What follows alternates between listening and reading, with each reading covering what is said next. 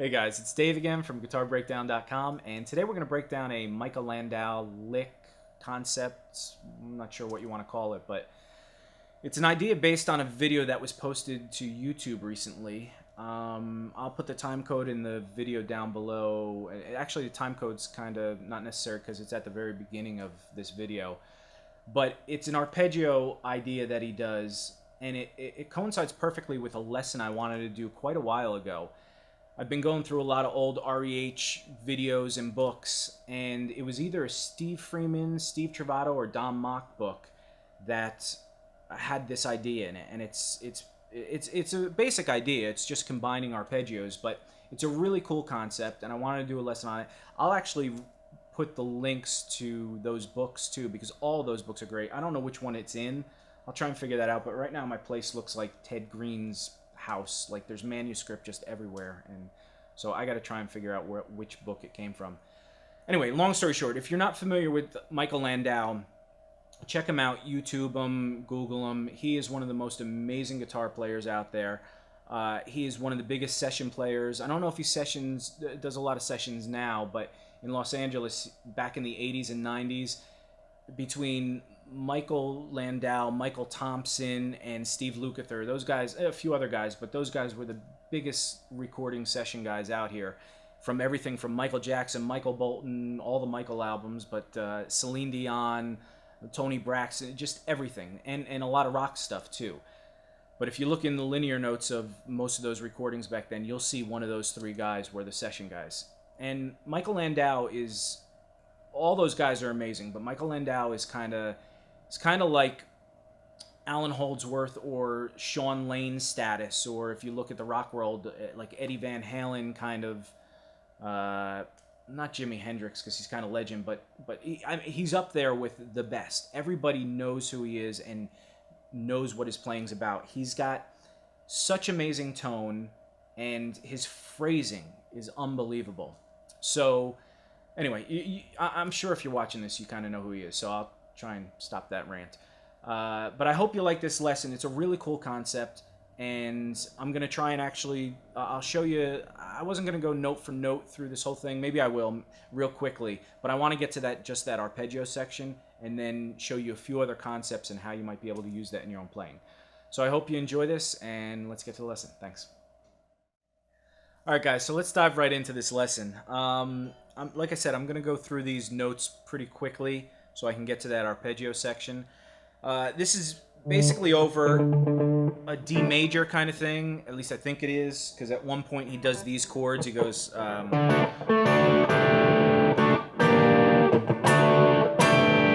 So from what I'm hearing, it's over D major. And it's using like a D Mixolydian scale. The beginning of this basically starts on the 12th fret of the D string, to the 11th fret of the G string, to the 10th fret of the B string, and then to the 12th fret of the B string. So then it goes back down to that the 10th fret of the B string and bends up a whole step. So it's...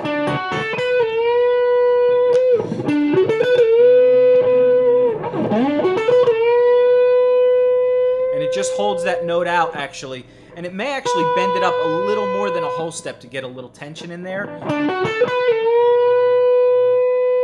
But there's no vibrato going on. He's letting, and it's hard to do on this amp because I don't really have it. It's not loud enough to give me feedback and stuff like that. So, but he just lets it sit there.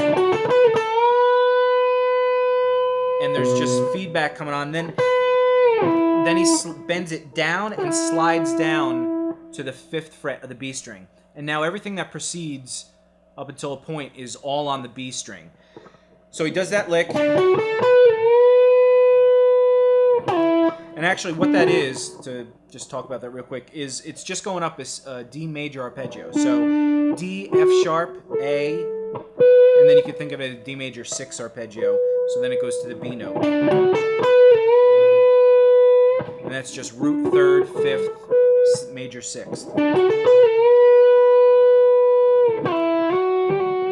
Then it just slides down, and it goes between these notes basically. The 5th fret, all on the B string. 5, 7, 8, 10, and 3. So 3, 5, 7, 8, 10.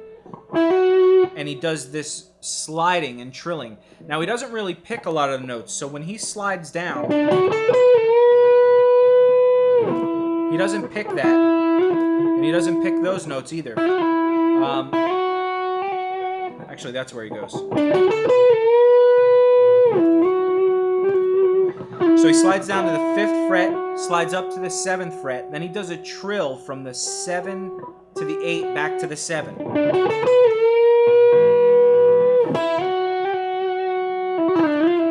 Then he does another trill where he hammers on instead of sliding from 5, 7 back to 5. And then he slides down to the 3rd fret, back up to the 5th fret, and hammers on to the 7th fret. So that whole thing is...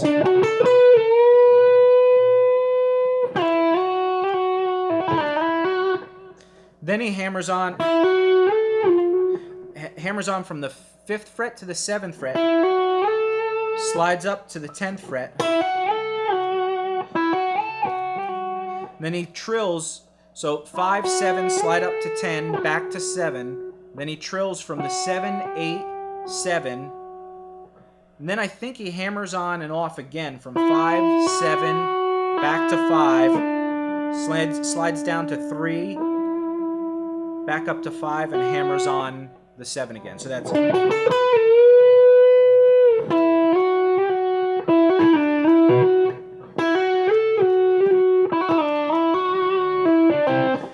Then he walks down from the 7th fret to the 5th fret on the B string. Then he goes to the G string, 7, 5, 4. And he hammers on from 4, 5, 4 to 7 on the D string. So that whole thing. Then he does again the trill of 4, 5, 4 on the G string down to 7 to 4, and that's the note he lands on. So that whole thing is...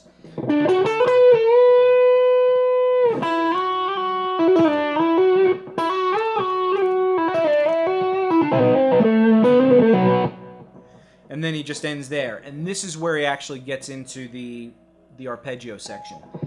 Now, this arpeggio, it starts out, again, if you're thinking of, this is in D major, the first arpeggio goes up is from the 9th fret of the D string, or I'm sorry, the 9th fret of the A string.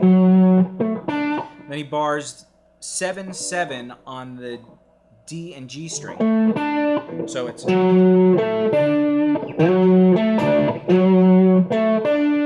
Then he goes from the 9th fret of the D string and slides up to the 10th fret. And then he plays the 9th fret of the G string to the 8th fret of the B string. So that's...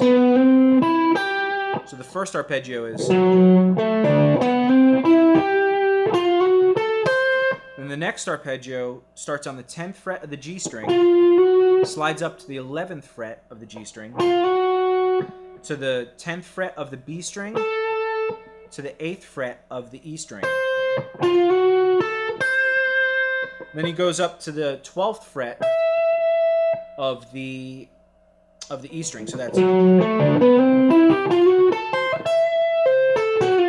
Then he just walks back down that same arpeggio again. So 12th fret of the E string, 8th fret of the E string, 10th fret of the B string, and 11th fret of the G string, and you slide down that half step again to the 10th fret. So then he goes back down this arpeggio, which is the 8th fret of the B string, 9 on G, and 10 on D string, and slide that down a half step to 9. So it's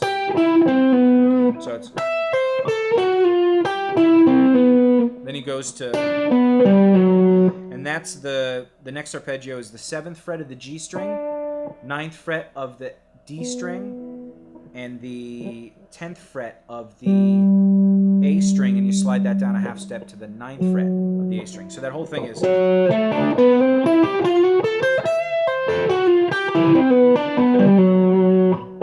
And then he ends on that, the 7th fret of the D string, which, if this is over D, it's the 5th of D, the A note. So